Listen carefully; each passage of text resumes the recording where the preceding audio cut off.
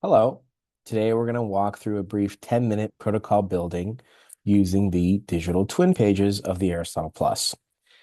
In this walkthrough, I'm going to show you how to use the digital twin recommendations to build a practical stage protocol that is realistic for a patient to follow, that's clinically defensible and straightforward to monitor.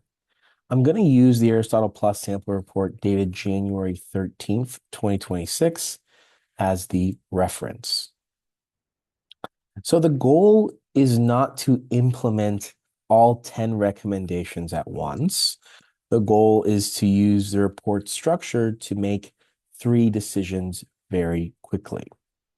First, which physiological constraints matter most right now?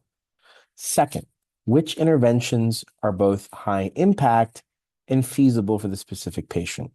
And third, what sequence and retest plan will let you measure meaningful change instead of noise? Here's the loop we're going to follow. Let's start with page 1 to pick priorities. Confirm sample quality and projection assumptions on page 2, and use pages 3 and 4 to understand drivers and working hypotheses. Then we're going to use pages 7 and 8 to select the digital twinning recommendations based on category, subdomain target, as well as predicted impact, expected delta, and adherence effort. And then finally, we're going to use the domain pages to decide what you're monitoring and how you will adjust at follow-up. Number 1, it's important to commit to priorities before you look at recommendations. If you skip this step, the recommendations become a menu and you will drift into stacking. Aristotle Plus is designed to prevent that by forcing prioritization early. On page 1, anchor the overall status score and zone. In the sample report, the overall score is 51 out of 100 in the early disruption zone. This tells you the patient is not optimized, and you should expect a first initial plan that is structured and measurable, but not overly aggressive or overly complex. Next, we're going to scan the domain scores breakdown. The lowest scoring domains in this sample are nutrition at 42, liver detox at 43, cardiovascular at 46, and glycemic control and kidney function at 47. These low scores are your starting point because they represent the largest system level constraints on resilience. Now look at the subdomain distribution zone bar here at the bottom. In this report, obviously, in all of our Aristotle reports, there are 124 total subdomains. In this particular report, we have 46 that are impaired, 7 that show early disruption, 71 that show early disruption, and 7 that are normative. We also may have zones that fall into the optimized range. Now, distribution tells you something important operationally. There is too much signal to treat everything at once. You must choose what comes first, and you must be disciplined about sequencing.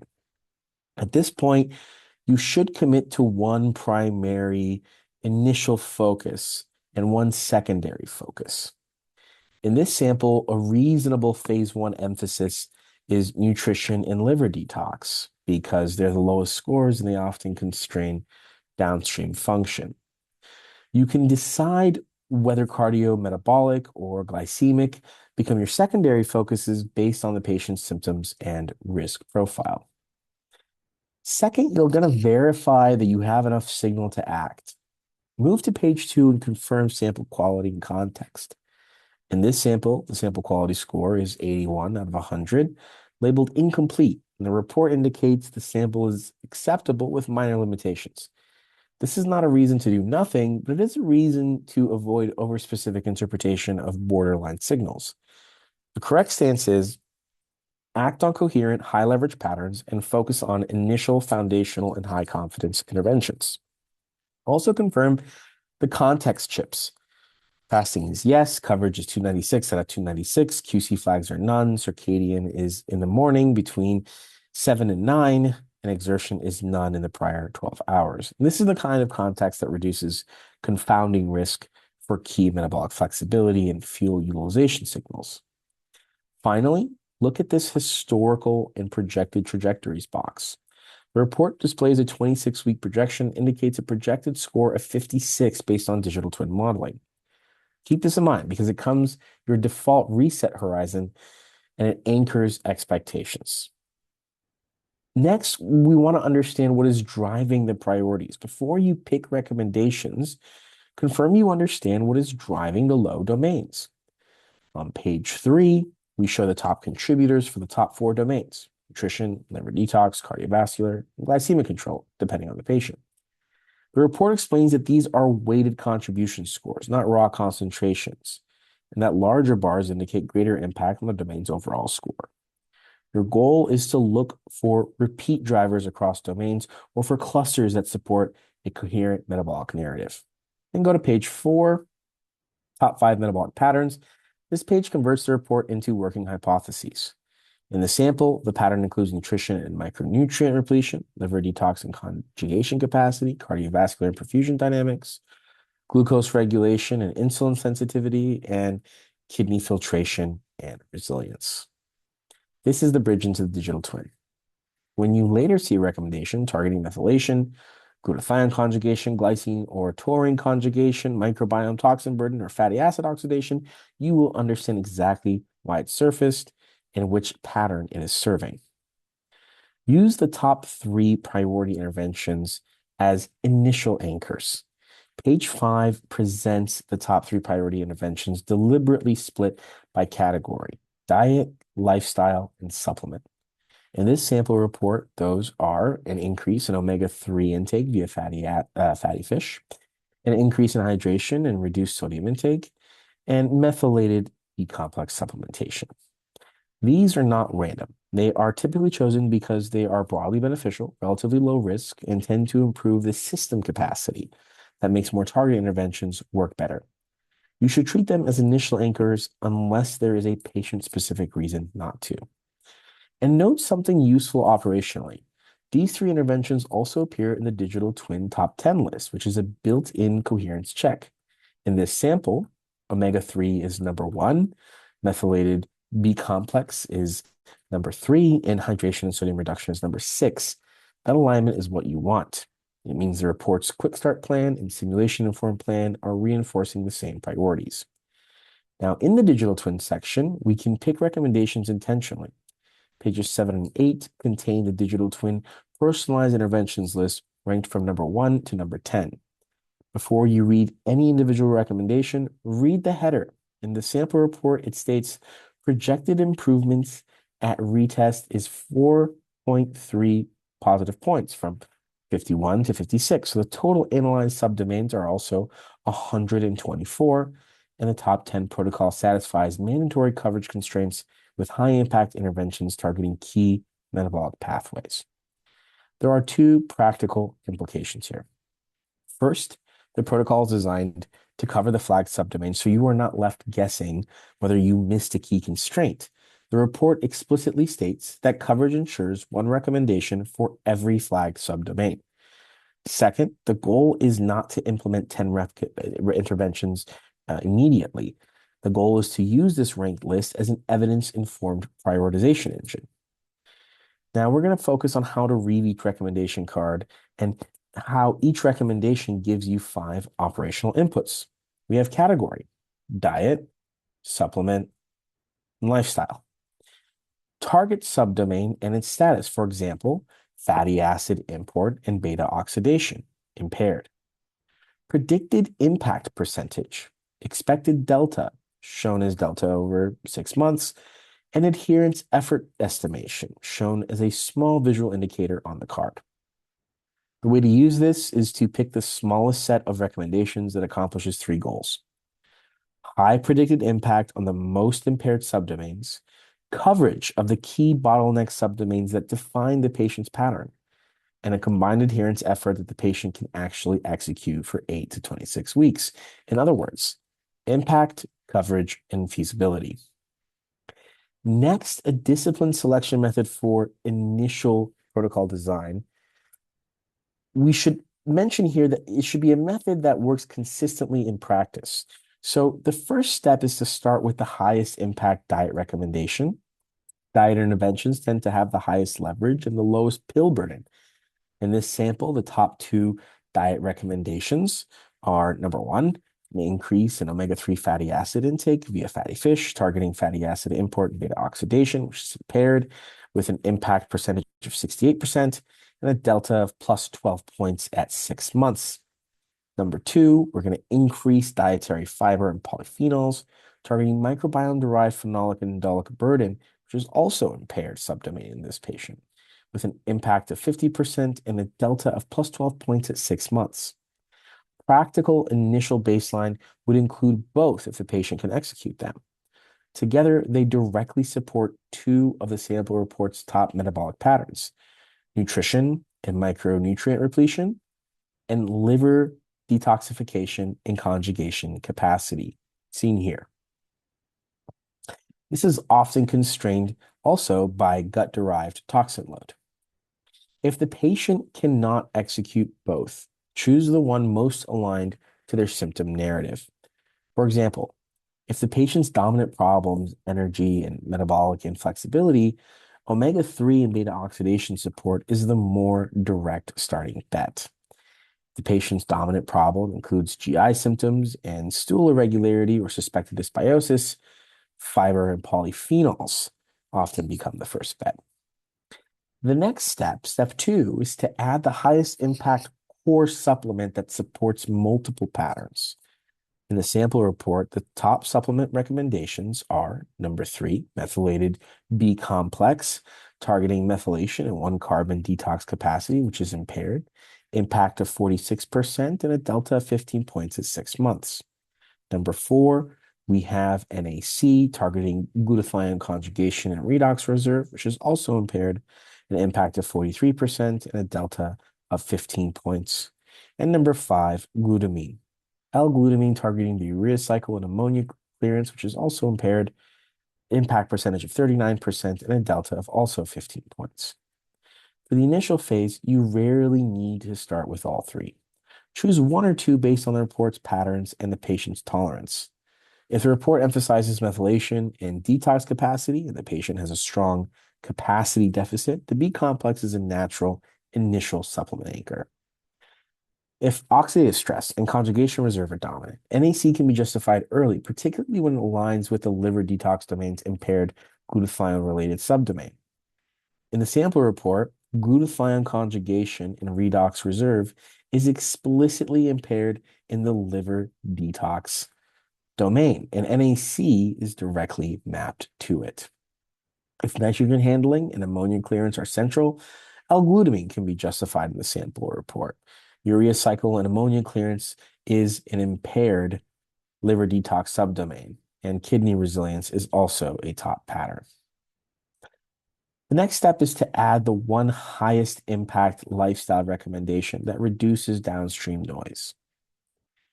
In the sample, the top lifestyle recommendation includes number six, increasing in hydration and sodium reduction, targeting stone propensity and crystallization modulators, which happen to be an impaired subdomain in this profile. The impact is estimated at 36% and a delta of plus 8 points. And we have number 10, structured aerobic activity, targeting mitomembranes, which are also impaired, with a predicted impact of 25% and a delta change of 8 points. For many patients, hydration and sodium reduction is a low friction, high safety add that also supports kidney resilience and patterns. And that makes it a strong initial lifestyle component. Structured exercise is often an initial component to add to the right patient, but it is also a place where adherence effort can quietly become high. Use the adherence effort indicator on the recommendation card as your reality check. If the patient is currently sedentary or has fatigue, you can still include it, but you may need to scale dose and progression so that the real-world effort matches the patient's capacity. Use subdomain targets, seen here, to prevent any protocol drift. One of the most important features of the digital twin section is that each recommendation is tied to a specific set of subdomain targets or metabolic patterns. In this sample, every target is explicitly labeled impaired. Use that mapping in two ways. First, it's going to allow you to justify the intervention with a single sentence. This intervention is being selected to improve this impaired subdomain. That is clinically cleaner than this supplement is good for mitochondria. Second, it will tell you what not to do. If an intervention does not map to a key impaired subdomain, it does not belong in your initial protocol design. The temptation to add extra nice to haves is where protocols become unmeasurable. In the sample report, you can see clear detox capacity targeting number 7, cruciferous and allium intake targets, targeting glucuronidation and sulfation capacity, and number 9, glycine and taurine intake targets, glycine and taurine conjugation capacity. Those are excellent phase 2 levers, especially if the initial round of protocol design produces partial response or if the patient can handle more dietary complexity. Similarly, number 8, CoQ10 targets renal bioenergetic reserve and oxidative stress capacity, which is a clean tie into the report's kidney and energy related patterns, which we can see here. This can be in your initial protocol design if kidney and fatigue symptoms are dominant, or in follow-up testing protocol design if you want to simplify the initial supplement stack. Use also the predicted impact and delta as prioritization, not promises. Each recommendation includes an impact percentage and a delta over 6 months, and you'll use these numbers as a relative ranking signal. What is predicted to move the system most for this patient within the digital twins model?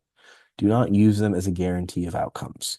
Use them to avoid a common clinician failure mode, investing effort in low-yield interventions because they are familiar.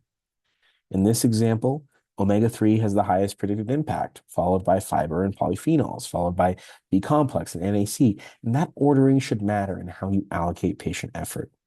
If the patient can only do 3 things, do not default to 3 supplements. Take the top 3 ranked interventions that are feasible, then tailor. And of course, use the adherence effort to keep your initial protocol design realistic. Every recommendation card includes an adherence effort indicator, and your job is to pay attention to cumulative effort. Here's a practical way to use it. Take a maximum phase 1 effort budget. For example, 1 to 2 major diet shifts, 1 lifestyle shift, and 1 to 2 supplements. That typically fits into a realistic adherence envelope for most patients. If you exceed that, you create 2 problems. First, adherence drops. Second, causality becomes unclear at follow-up. In this sample report, a really tight initial phase that balances impact and effort could look like diet, omega-3 fatty fish and fiber plus polyphenols. On the supplement side, methylated B-complex and optionally NAC depending on symptoms and risk profile. And on the lifestyle side, hydration and sodium reduction. And then reserve follow-up protocol design to add cruciferous and allium intake, glycine and taurine support, CoQ10, and structured aerobic training progression based on response and readiness. Also, build your monitoring plan from the domain pages. Once you select your initial protocol, go to the relevant domain pages and define the monitoring. Do not monitor everything. Monitor the subdomains you are targeting and the central ratios listed on those domain pages. For example, if you are implementing omega-3 targeting, omega-3s targeting impaired fatty acid import and beta oxidation, you'll go to domain 1, cellular energy and mito resilience, and track the related subdomain score and supporting ratios like lactate to pyruvate, beta hydroxybutyrate to acetoacetate, and citrate to alpha-ketoglutarate as appropriate. If you are implementing detox and conjugation interventions like NAC, cruciferous vegetables, or allium intake, and glycine and taurine support, go to domain 3, the liver detox and conjugation capacity, and track the relevant subdomains such as glutathione conjugation and redox reserve, glucuronidation and sulfation capacity. You'll look at glycine and taurine conjugation capacity. And the domain page also provides central ratios such as glycine and serine and taurine to glycine that can be useful anchors. And if hydration and sodium reduction is a phase 1 lifestyle action, go to domain 4. Here is going to be the kidney filtration and renal resilience. And track the stone propensity and crystallization modulator subdomain, the central markers on that page, such as citrate to creatinine, And this is just one example of a relevant functional anchor. And this is how you make the plan measurable. The intervention targets a subdomain, and you choose 1 to 3 domain level anchors that reflect that target. You'll set the retest timing based on the report's projection horizon. In this sample report, the digital twin projection is shown over 26 weeks, and each recommendation lists expected deltas at 6 months. So that means the model's default measurement window is approximately 6 months. We can go up and see that right here. Clinically, you can still do earlier check-ins based on symptoms and adherence, but when you want to evaluate whether the protocol move the biological system in a durable way, align your retest timing with the report's stated horizon. And at retest, you have 3 possible decisions. If the targeted domain and subdomains move meaningfully and the patient improved clinically, reinforce and consolidate those initial steps. If the response is partial, add the next most justified lever from the ranked list of the new testing instance, usually 1 additional diet or 1 additional supplement with a clear subdomain target. If the response is absent, we'll reassess adherence, confounders, and whether the initial intervention selection actually matched the dominant impaired subdomains before we add additional complexity. Now, there's a simple summary of how to choose a recommendation. So if you remember nothing else, use this simple decision rule. Pick recommendations that are high impact, map to the most impaired subdomains, and fit within a realistic adherence effort envelope. Implement them in an initial protocol with type monitoring anchors, reassess the report's projection horizon, and escalate only if the data and the patient's response justify it. And that is how the Aristotle Plus is designed to be used. It's not just a long list of suggestions, but a disciplined selection and sequencing tool that turns metabolomics and simulation into a practical protocol you can execute, measure, and refine. Thank you very much.